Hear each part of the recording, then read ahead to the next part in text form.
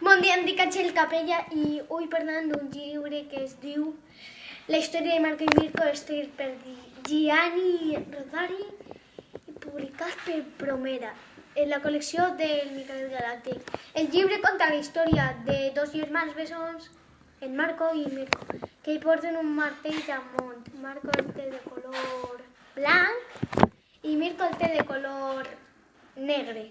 Els seus pares es diuen August i Emerinda.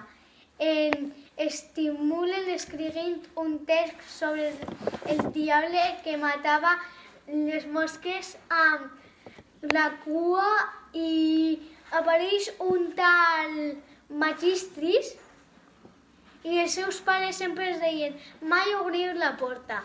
I per a mi la valoració ha sigut de 10, m'ha agradat molt i el recomanaria, sí, el recomanaria.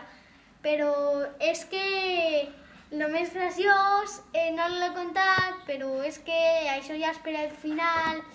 I no vull fastidiar-vos això, el resum, però si voleu que es conti, doneu-me un like i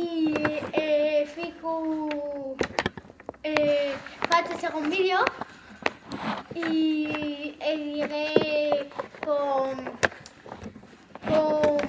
com era aquesta part tan graciosa, a veure si us agradarà, perquè crec que sí que us agradarà perquè és molt graciosa. I bueno, gràcies per mirar aquest vídeo i doneu-li un like, per favor.